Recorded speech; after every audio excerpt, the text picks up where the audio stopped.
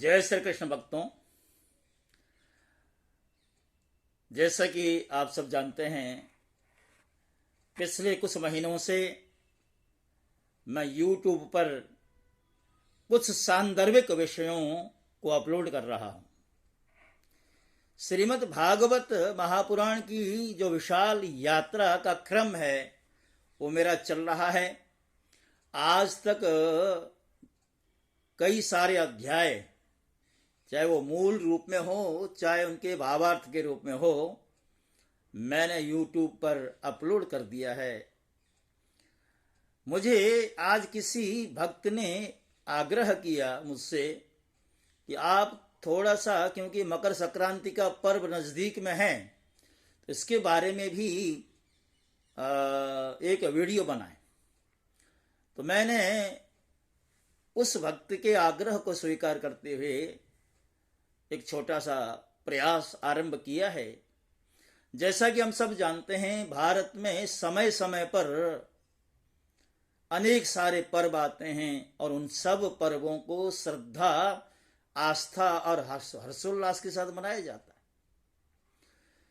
और देखिए, हर देश के अपने पर्व होते हैं, त्योहार होते हैं, और सारे के सारे पर्व त्योहार उस देश की संस्कृति को प्रकट करने के माध्यम माने जाते हैं। मकर संक्रांति का जो पर्व है उसका विशेष रूप में हमारे देश के हरेक क्षेत्र में, अलग अलग राज्यों में, अलग अलग क्षेत्रों में, हर क्षेत्र में यूं कहें तो विशेष महत्व है।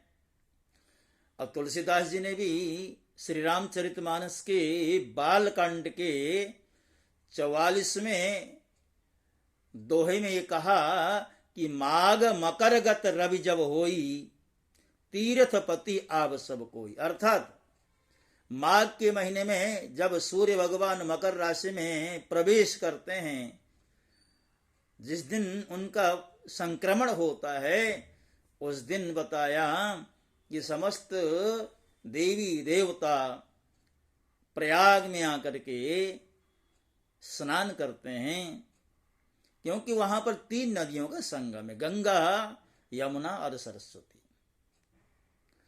और ये जो मकर संक्रांति का पर्व है प्रतिवर्ष 14 जनवरी को पड़ता है। और खगोल शास्त्रियों के अनुसार इस दिन सूर्य अपनी कक्षाओं में परिवर्तन कर दक्षिणायन से उत्तरायण में प्रवेश करते हैं। यानी मकर राशि में प्रवेश के साथ साथ सूर्य का उत्तरायण आरंभ हो जाता है। इस दिन स्नान और दान का बहुत बड़ा महत्व है। हमारे धर्म ग्रंथों में स्नान को पुण्य जनक के रूप में के साथ साथ, देखिए, स्नान से पुण्य के साथ साथ स्वास्थ्य लाभ भी मिलता है। उत्तर भारत में गंगा यमुना के किनारे बसे हुए जो गांव, शहर आदि हैं, नगर हैं, उन गांवों में, नगरों में मेलों का आयोजन होता है।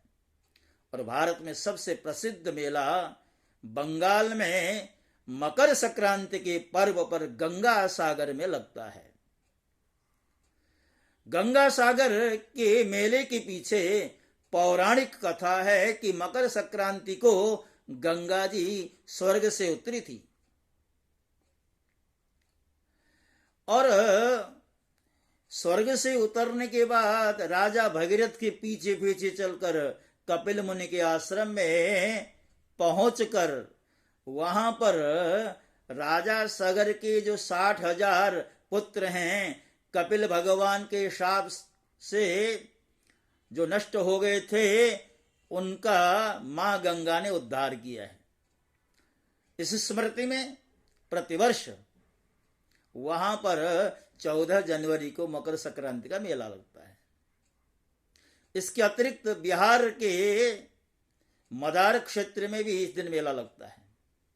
मकर संक्रांति पर्व पर प्रयाग के संगम स्थल पर प्रतिवर्ष लगभग 1 मास तक माघ मेला लगता है।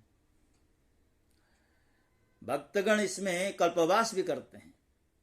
विभिन्न परंपराओं और रीति रिवाजों के अनुरूप महाराष्ट्र में ऐसा माना जाता है कि मकर संक्रांति से सूर्य की गति तिल तिल बढ़ती है। इसलिए इस दिन तिल के विभिन्न मिष्टान्न बनाकर एक दूसरे को वितरित करते हुए शुभकामनाएं देकर यह त्योहार मनाया जाता है। महाराष्ट्र और गुजरात में मकर संक्रांति पर्व पर अनेक खेल प्रतियोगिताएं आयोजित होती हैं। पंजाब एवं जम्मू कश्मीर में लोहड़ी के नाम से मकर संक्रांति पर्व मनाया जाता है। एक प्रचलित लोक कथा है कि मकर संक्रांति के दिन कंस ने श्री कृष्ण को मारने के लिए लोहिता नाम के एक राक्षसी को गोकुल भेजा था। श्री कृष्ण ने खेल खेल में ही उसे मार डाला था। उसी घटना के फलस्वरूप लोहड़ी पर्व को मनाया जाता है। तमिलनाडु में मकर संक्रांति को पोंगल के रूप में मनाया जाता है। इस दिन तिल, चावल, दाल की खिचड़ी बनाई जाती है। नई फसल का चावल, दाल, तिल के भोज्य पदार्थों से पूजा करके कृषि देवताओं के प्रति कृतज्ञता प्रकट की जाती है। तमिल पंचांग का शुभारंभ भी इसी दिन अर्थात पोंगल से आरंभ होता है। भारतीय ज्योतिष के अनुसार मकर संक्रांति के दिन सूर्य के एक राशि से दूसरी राशि में हुए परिवर्तन को अंधकार से प्रकाश की ओर हुआ परिवर्तन माना जाता है। मकर संक्रांति से दिन बढ़ने लगता है और रात्रि की अवधि कम होती है। स्पष्ट है कि दिन बड़ा होने से प्रकाश अधिक होगा और रात्रि छोटी होने से अंधकार की अवधि कम होगी। यह सभी जानते हैं कि सूर्य ऊर्जा का अजस्र स्रोत है। इसके अधिक देर चमकने से प्राणी जगत में चेतना और उसकी कार्य शक्ति में वृद्धि हो जाती है। इसलिए हमारे संस्कृति में मकर संक्रांति पर्व मनाने का विशेष महत्व है। जय श्री कृष्ण।